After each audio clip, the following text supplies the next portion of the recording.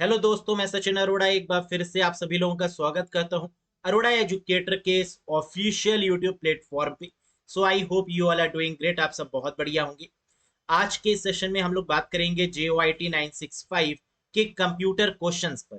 25 best questions आपके सामने आएंगे और आपको 25 में से 25 स्कोर करना है। लेकिन कितना आपने स्कोर किया, एक बार कमेंट करके जरूर बताइएगा।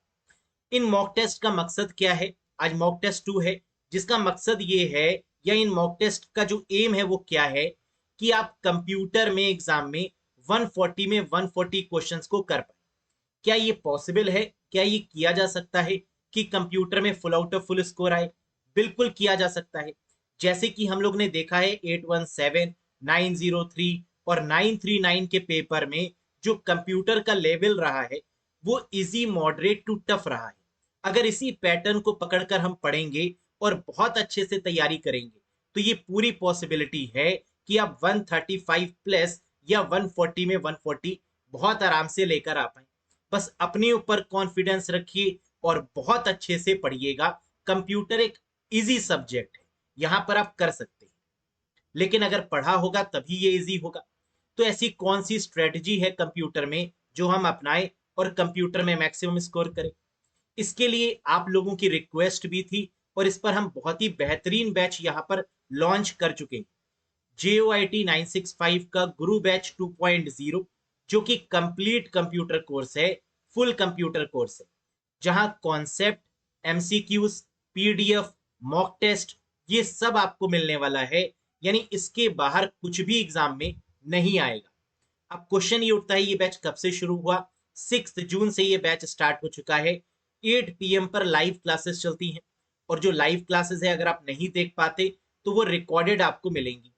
वो कैंडिडेट्स जो अब इस बैच से कनेक्टेड होंगे, प्रीवियस वाली रिकॉर्डेड क्लासेस मिलेंगी। और आगे वाली अगर वो लाइव में कनेक्ट होते हैं तो लाइव क्लासेस, और लाइव में कनेक्ट नहीं हो पाते हैं तो वो भी उनको रिकॉर्डेड मोड में अवेलेबल मिलेंगी, जिससे कि आप कई बार मल्टीपल टाइम्स रिवीजन भी कर सकते हैं। PDF भी यहाँ पर प्रोवाइड है। और 100 आवर्स का ये कंप्लीट कोर्स है, यानी मिनिमम 100 आवर्स की क्लासेस यहाँ पर आपको मिलेंगी। डेली 1 घंटे यहाँ पर क्लास आपकी हो रही है। क्वेश्चन ये उठता है कि इसको कैसे ज्वाइन कर पाएंगे इस बैच को? तो अरोड़ा एजुकेटर ऐप को इंस्टॉल करना होगा iOS के थ्रू या गूगल प्ले स्टोर के थ्रू। वहां पर जाइएगा प्ले स्टोर में और लिखिएगा अरोड़ा एजुकेटर। आप इस पर्टिकुलर एप्लीकेशन से कनेक्ट हो जाएंगे और कनेक्ट होने के बाद में JOIT 965 के कोर्स को एनरोल कर लीजिएगा। बेस्ट है।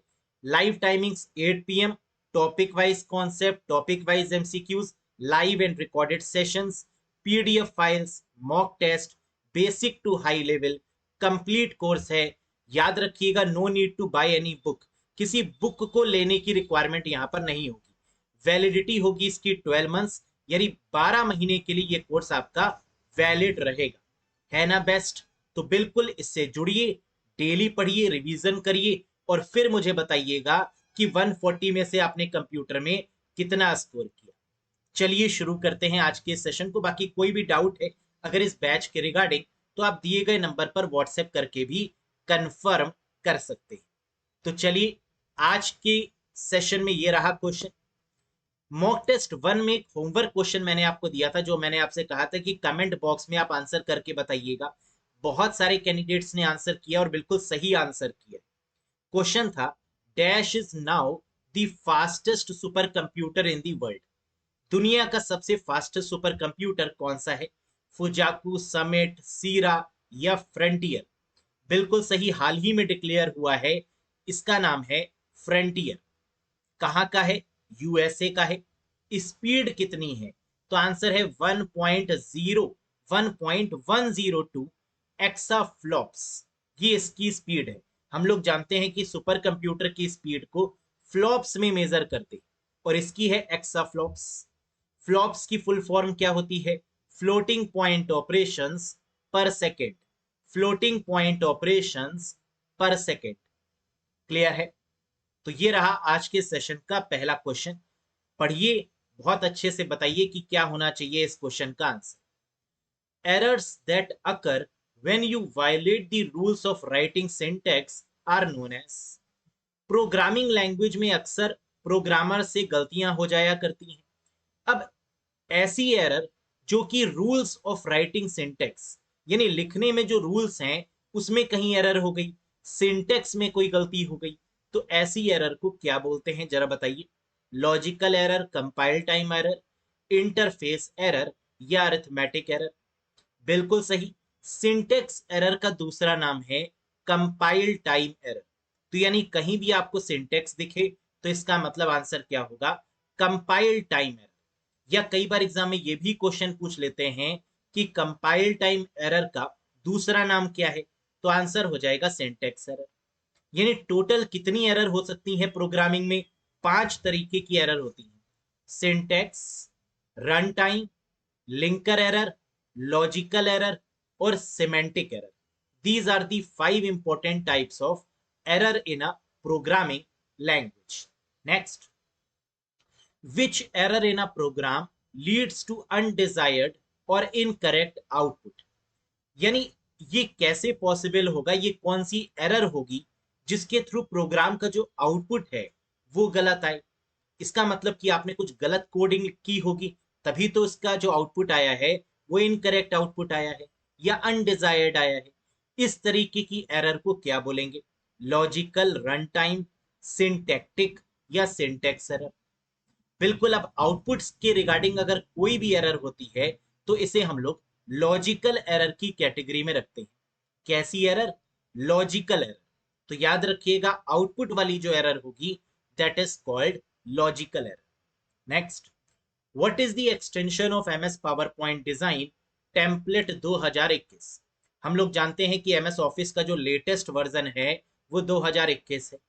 अब इस केस में एमएस पावर पॉइंट का जो एक्सटेंशन होगा वो क्या होगा?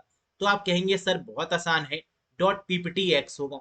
लेकिन यहां पर कहानी में ट्विस्ट है, क्योंकि यहां पर एमएस पावर पॉइंट का एक्सटेंशन नहीं पूछा है, MS power point design template का एक्सटेंशन पूछा है, जिसका करेक्ट आंसर होगा डॉट पीओटी एक्स।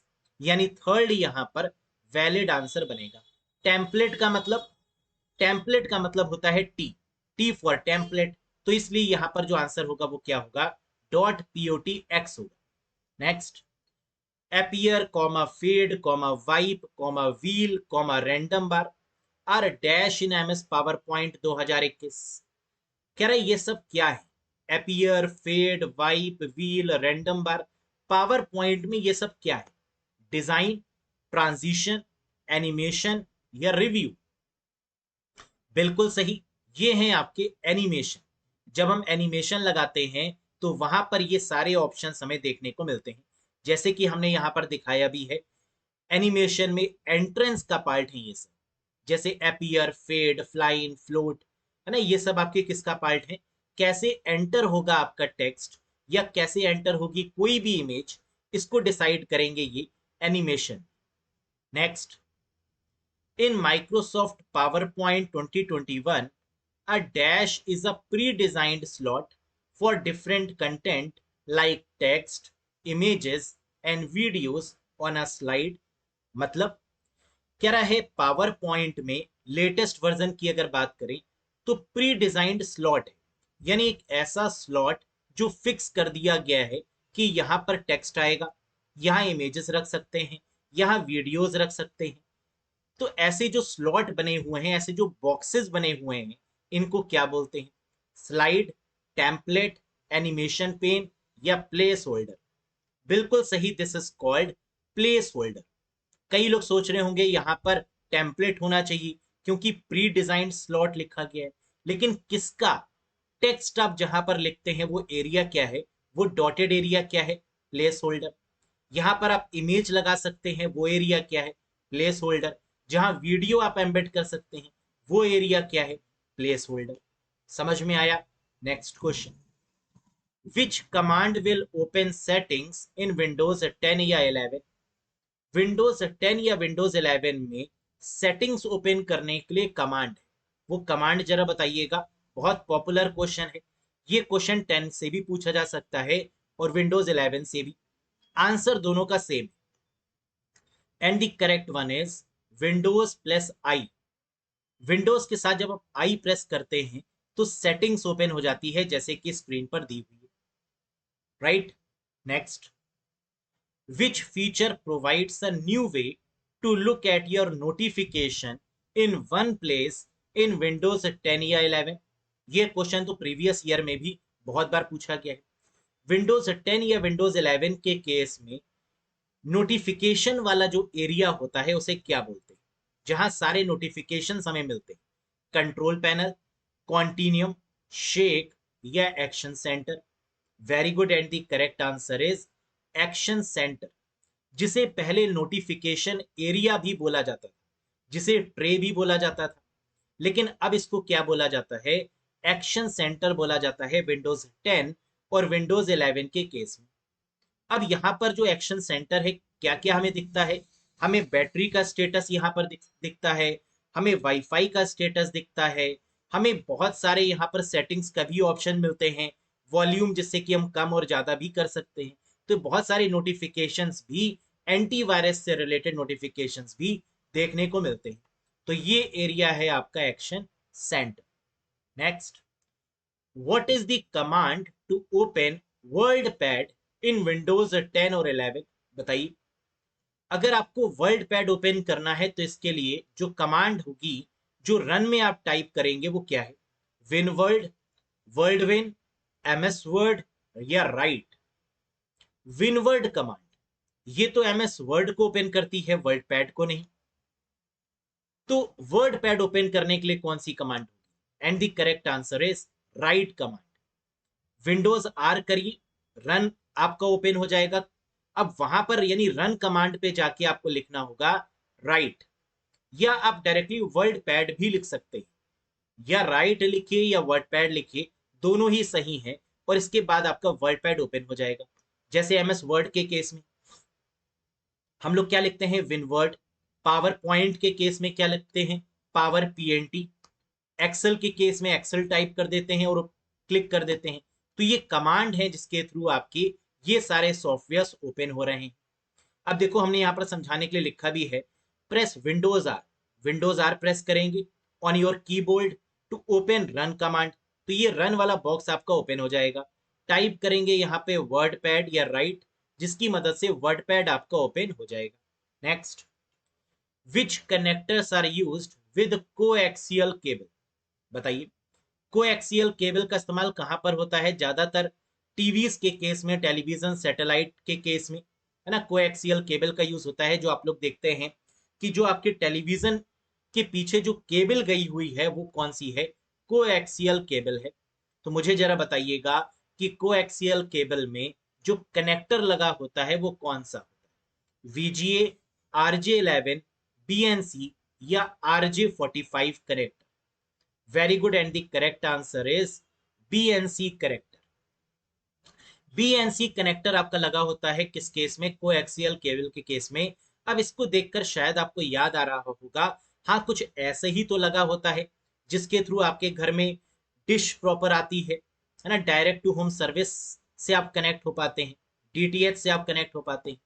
तो इसे बोलते हैं BNC कनेक्टर, और BNC की फुल फॉर्म है बायोनेट नील कंसेलमेंट, है ना। ये फुल फॉर्म भी पूछी जाती है एग्जाम में, बायोनेट नील कॉन्सेलमेंट। क्लियर है? नेक्स्ट देखिए, very good. Which connectors are used with UTP cable? UTP का मतलब होता है unshielded twisted pair cable. Shielded और ट्विस्टेड पेयर, एक शील्डेड होता है और एक अनशील्डेड होता है। तो आपको बताना है यूटीपी केबल में जो कनेक्टर होता है वो कौन सा होता है?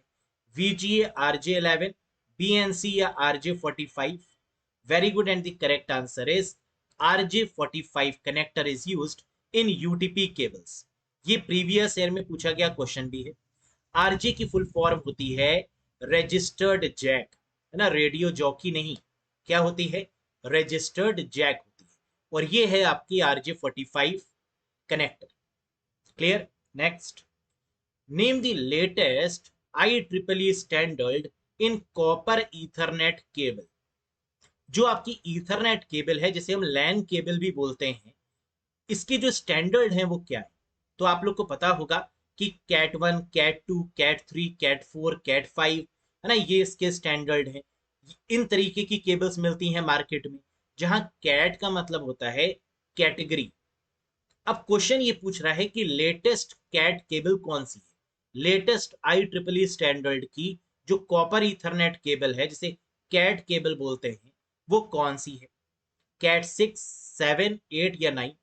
And the correct answer is cat 8 is the latest IEEE standard copper ethernet cable. Clear है? Next, speed of CPU is measured. CPU की स्पीड को किस में मेजर करते हैं? कभी तो ये क्वेश्चन ऐसे ही पूछ लिया जाता है, कभी सीपीयू की जगह पर प्रोसेसर लिखा होता है, कभी प्रोसेसर की जगह पर कंप्यूटर लिखा होता है, लेकिन सबका आंसर आपका एक ही होगा, फ्लॉप्स, हर्स, MIPS या ऑल ऑफ दीज, बताइएगा। बिल्कुल सही, and the correct answer is all of these. यानी सीपीयू या प्रोसेसर की स्पीड को फ्लॉप्स में मेजर करते हैं अगर वो सुपर कंप्यूटर है तो, हर्ज में मेजर करते हैं नॉर्मल कंप्यूटर्स के केस में, और MIPS में भी मेजर कर सकते हैं। पुराने समय में हम लोग MIPS में ही मेजर करते थे, मिलियंस इंस्ट्रक्शन पर सेकेंड या किलो इंस्ट्रक्शंस पर सेकेंड, है ना। तो किप्स भी हो सकता है, मिप्स भी हो सकता है, हर्ज भी हो सकता है, और फ्लॉप्स भी हो सकता है। All of this is the correct one. Next, in CMYK, बहुत पॉपुलर है, JOIT को ये क्वेश्चन बहुत पसंद है, जरा बताइएगा इसका answer. In CMYK dash is main colour used to determine the image outcome in the printing process. Printing के दौरान जिस कलर का इस्तेमाल किया जाता है वो कलर कौन सा है? CMYK। याद रखिएगा इस पॉइंट को। अब CMYK में आप देख रहे हैं चार कलर हैं, एक C, एक M, एक Y, एक K। अब इसमें से मेन कलर कौन सा होता है ये बताइए। तो चारों में से जो मेन कलर होगा वो है की कलर।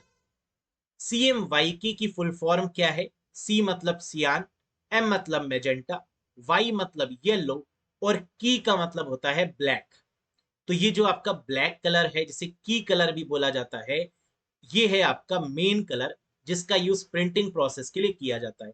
तो चारों कलर आपके इंपॉर्टेंट है, लेकिन फिर भी जो मेन कलर कहा जाता है वो कौन सा है? की यानी black colour. Next, how many pins are available in SIM module? ज्यादातर आपके तीन तरीके के मॉड्यूल होते हैं, एक सिम, एक डिम और एक रिम। यहां पर पूछा जा रहा है कि जो सिम मॉड्यूल है जिसमें रैम लगती है, मॉड्यूल्स क्या होती हैं? ऐसे स्लॉट जिसमें रैम को अटैच किया जाता है उसे हम लोग बोलते हैं मॉड्यूल्स। अब वो सिम भी हो सकता है, रिम भी हो सकता है, डिम भी हो सकता है। तो पहले के समय में सिम मॉड्यूल चला करता था जिसमें 72 पिंस होती थी। तो पूछा क्या जा रहा है कितनी पिंस? आंसर है 72 पिंस। याद रखिएगा सिम की फुल फॉर्म होती है single inline memory module. Single inline memory module जिसमें रैम को लगाया जाता है वो स्लॉट है सिम। अब डिम की बात करें जो कि लेटेस्ट है, how many pins are there in DIMM module? तो आंसर है 168 पिंस। डिम में आपकी जो पिंस हैं वो कितनी है? 168। डुअल इनलाइन मेमोरी मॉड्यूल इसकी फुल फॉर्म है। और अगर यहां पर हम बात करें डिम से पहले वाला सिम, तो आंसर होगा 72 पिंस। क्या याद रहेगा? सिम में 72 पिंस और डिम में 168 पिंस। बिल्कुल याद हो गया होगा। Dual inline memory module. आगे बढ़ते, which of the following is hard disk interface? Interface का मतलब, हार्ड डिस्क जो होती है वो किसी ना किसी केबल के थ्रू कनेक्ट होती है। अब उस केबल को क्या बोलते हैं, या उस इंटरफेस को क्या बोलते हैं जिसके थ्रू हार्ड डिस्क को मदरबोर्ड से कनेक्ट किया जाता है? SCSI, IDE, साटा या ऑल ऑफ दीज? तो हम लोग जानते हैं जो केबल होती है उसको साटा या पाटा केबल बोलते हैं, लेकिन पाटा को कई बार IDE के नाम से भी जानते हैं, और SCSI इंटरफेस भी होता है। तो इसका मतलब आंसर आपका होगा ऑल ऑफ दीज। ये सारे ही ऑप्शन आपके करेक्ट है। SCSI मतलब small computer system interface, IDE मतलब इंटीग्रेटेड ड्राइव इलेक्ट्रॉनिक्स, और साटा का मतलब होता है सीरियल एडवांस टेक्नोलॉजी अटैचमेंट, जबकि पाटा का मतलब होता है parallel advance technology attachment. Clear है? Next question, BIOS password protect the dash. BIOS मतलब बेसिक इनपुट आउटपुट सिस्टम। कह रहा है बायोस में कई बार हम लोग पासवर्ड लगाते हैं और ये होता भी है। ये क्यों लगाते हैं, ये किसको प्रोटेक्ट करता है? सीमॉस सेटिंग को, बायोस सेटअप प्रोग्राम को, सिस्टम एट बूट टाइम, या नन ऑफ दीज? तो करेक्ट आंसर इसका होगा बायोस सेटअप प्रोग्राम। यानी बायोस पासवर्ड है तो ये प्रोटेक्ट भी किसको कर रहा होगा? बायोस के सेटअप प्रोग्राम को ही ये प्रोटेक्ट कर रहा होगा।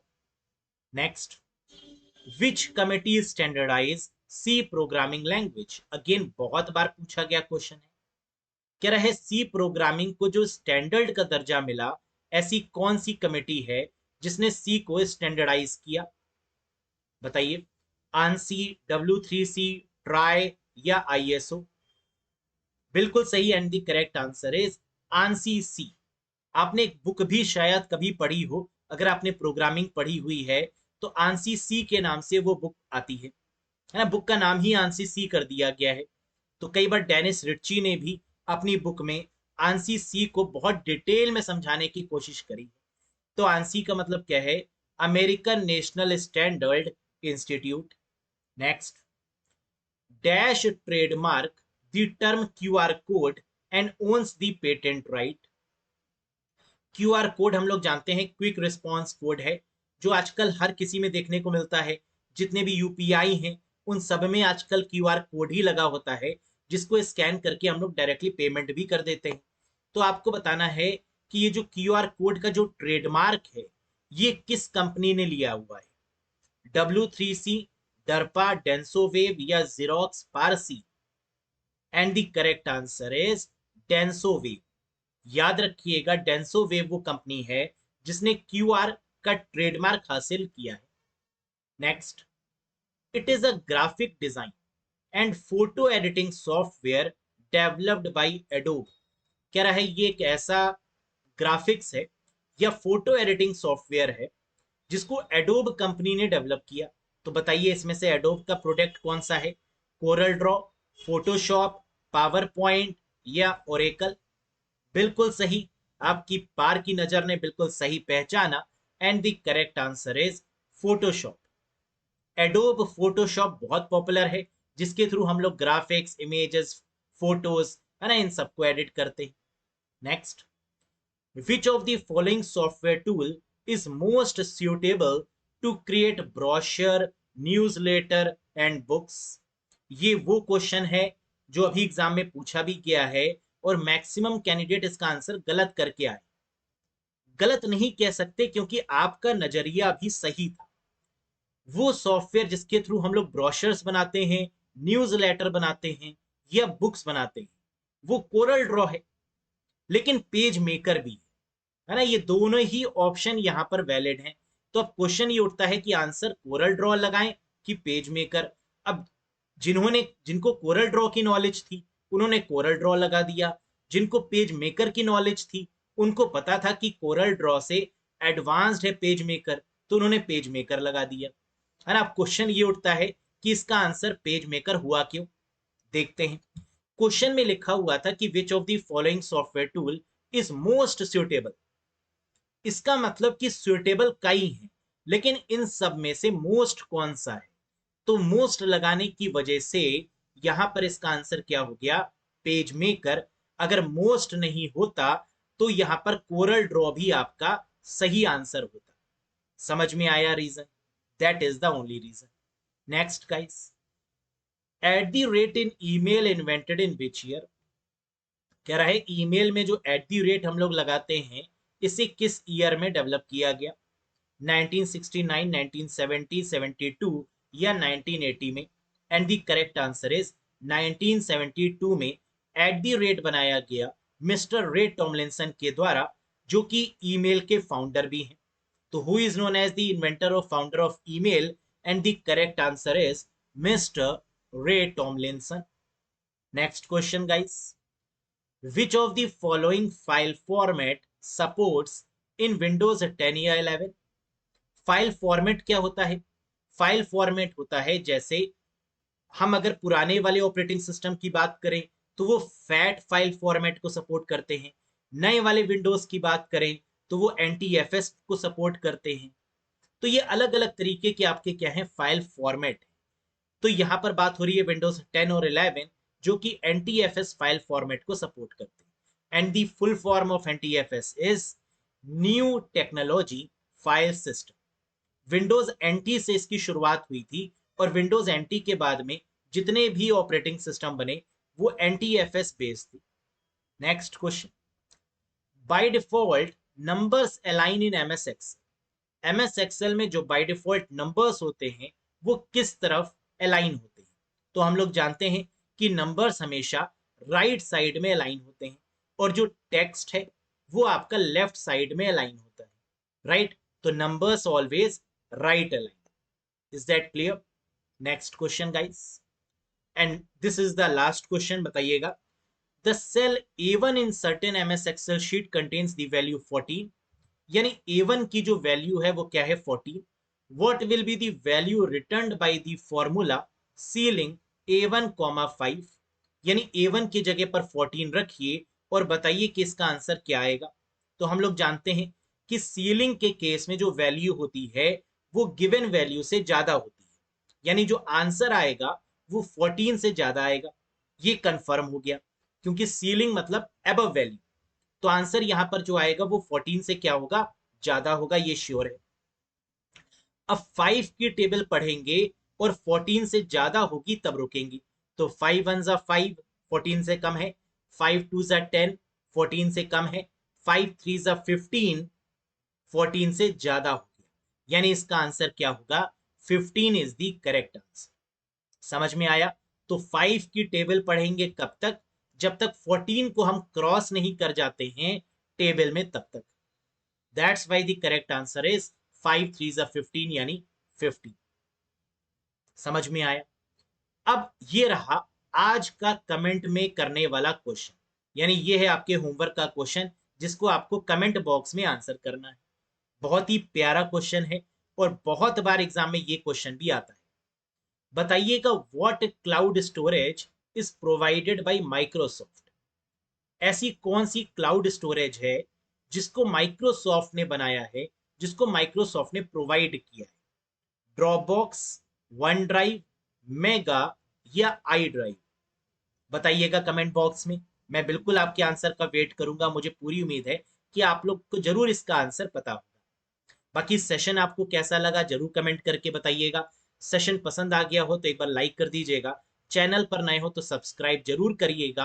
और साथ ही साथ अगर आप एक कंप्लीट बैच की तलाश कर रहे थे कंप्यूटर की, तो ये है आपका बेस्ट बैच जो कि 0 टू हीरो लेवल है, यानी बिल्कुल बेसिक से लेकर मॉडरेट और एडवांस लेवल तक सारे टॉपिक्स यहाँ पर आपको मिलेंगे। इंक्लूडिंग टेस्ट होगा, रिवीजन होगा, डाउट सेशंस होंगे और वीक में 7 डेज कंप्लीट क्लासेस आपको यहाँ पर मिलेंगी।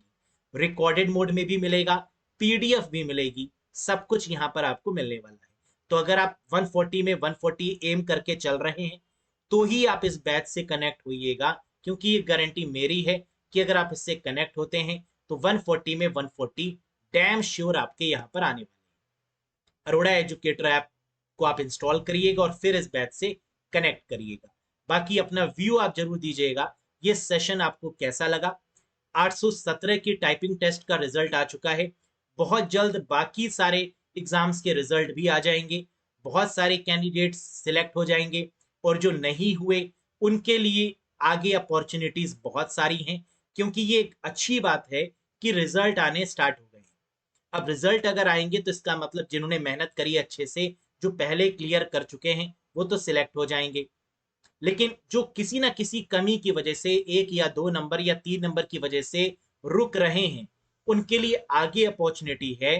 तो बहुत मेहनत करो, रिवीजन करो। पेपर का लेवल मॉडरेट रहता है, मॉडरेट टू हाई, आप बहुत अच्छे से यहाँ पर कर पाएंगे। बेस्ट ऑफ लक गाइस, ऐसे ही पढ़ते रहिए। बाकी अगर वीडियो पसंद आई हो तो शेयर कर दीजिएगा एक बार अपने फ्रेंड्स के साथ में।